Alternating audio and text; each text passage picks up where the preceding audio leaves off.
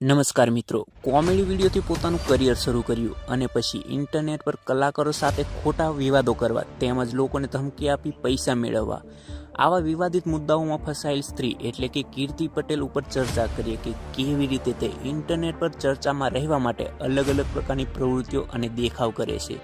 તો ચાલો વિગતથી તેને સમજવાની કોશિશ કરીએ. કીર્તિ પટેલ ગુજરાતના સુરત શહેરની રહેવાસી છે. 2019થી ટિકટોકમાં કોમેડી વિડીયો બનાવી લોકોને મનોરંજન કરે છે. આથી તેને ખૂબ જ પ્રોત્સાહન અને પ્રેમ મળ્યો. તમને ખબર જ હશે, જેમ કોઈ વ્યક્તિ સારા કામ માટે ચર્ચામાં આવે છે તેમ તેના ખરાબ કામો પણ બહાર આવી જાય છે. એ જ રીતે કીર્તિ પટેલ પણ વિવાદમાં ફસાવા લાગી. 2020થી અત્યાર સુધીમાં લગભગ 10થી પણ વધુ કેસો તેના પર ચાલી રહ્યા છે અને ઘણી વખત તો જેલના ચક્કર પણ લાગ્યા છે. ગુજરાતમાં કોઈ ફેમસ પર્સન હોય તો તેના પર ખોટા આરોપો મૂકી તેને બદનામ કરવાનું એ તેની આદત બની ગઈ છે. ગીતા રબારી, કિંજલ દવે અને ખજૂરભાઈ નામથી ફેમસ નીતિન જાની જેવા લોકોને પણ ટાર્ગેટ કરેલા છે. વાતમાં કંઈ દમ ન હોય તો પણ તે પોતાની રીતે કહાનીઓ બનાવીને ઇન્સ્ટાગ્રામ પર લાઈવ આવીને બદનામ કરવાની કોશિશ કરે છે. જો તેની સાથે સમાધાન કરવું હોય તો તે તેમની પાસેથી પૈસા લઈને સમાધાન કરવાની વાત કરે છે. એટલે કે તમે સમજો કે કેવી હિપોક્રેસી વ્યક્તિ છે તે. હાલના થોડા મહિના પહેલા જ તે નીતિન જાની ઉપર ખૂબ જ ગંભીર આરોપ મૂકેલા.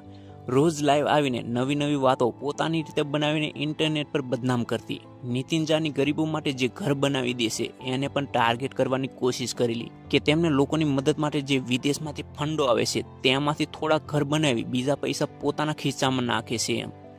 એ ભાઈ ખાનગીમાં શું કરતા હોય એ તો ખબર નથી, પણ તમારી જેમ બીજા પાસેથી પૈસા તો નથી પડાવતા ને. કમસે કમ તે જરૂરિયાતી લોકોને તો મદદ કરે છે, તમારેથી તો એ પણ નથી થતું. ઘણા લોકોએ તેનો વિરોધ કરતા ઇન્ટરનેટ પર વિડીયો બનાવ્યા. તેમાંથી એક વ્યક્તિને કીર્તિ પટેલ દ્વારા પોતાના મિત્રો સાથે મળીને ધમકાવવાનો મુદ્દો બહાર આવ્યો હતો. તમે જોઈ શકો છો કે પહેલા તે ટિકટોકમાં કોમેડી કરતી હતી અને આજે તે લોકોને ધમકી આપવાનું અને ખોટા બદનામ કરવાની પ્રવૃત્તિ કરે છે. આ પહેલી વાર નથી. 2020માં પણ રઘુ નામના વ્યક્તિ પર જાનલેવા હુમલો કરવાનો કેસ નોંધાયો હતો. કોઈ કારણસર કીર્તિ પટેલ અને રઘુ નામના વ્યક્તિ વચ્ચે ઝઘડો થયો હતો, જેને લઈને કીર્તિ પટેલ પોતાના મિત્રો સાથે મળીને રઘુ પર હુમલો કર્યો, જેમાં તેને ચાકુ મારેલું. એટલે તે ખૂબ જ ગંભીર હાલતમાં હતો. આ કેસમાં કીર્તિ પટેલ અને તેના મિત્રોની ધરપકડ કરવામાં આવી હતી. ત્યારબાદ 2024માં પણ સુરતના એક બિલ્ડરની ફરિયાદમાં 2 કરોડની માંગણીને લઈને કેસ નોંધાયો. ફરિયાદ અનુસાર જો આ વ્યક્તિ 2 કરોડ ન આપે તો તેને ઇન્ટરનેટ પર બદનામ કરવાની ધમકી આપી હતી. એફઆઈઆરમાં કીર્તિ પટેલ સાથે અન્ય 5 સાથીદારો હોવાનું નોંધાયું. એ 5 સાથીદારોને સુરત પોલીસ દ્વારા પકડવામાં આવ્યા, પરંતુ કીર્તિ પટેલ ભાગી ગઈ. લગભગ 10 મહિના સુધી તે પોલીસની નજરથી દૂર રહી.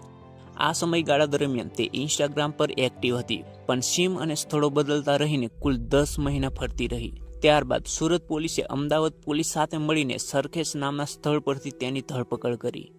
આ કેસ હજી પણ કીર્તિ પટેલ પર ચાલી રહ્યો છે અને આને સંબંધિત તમામ લોકોને પકડવાની કોશિશ ચાલી રહી છે.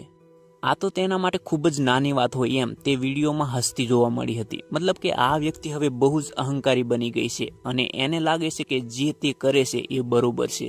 એટલું બધું થયા બાદ પણ તે કેમ ખુલ્લેઆમ ફરે છે તે સમજાતું નથી. બાકી સામાન્ય માણસ જો આવું કરે તો આખી જિંદગી તેની જેલમાં ગઈ હોત.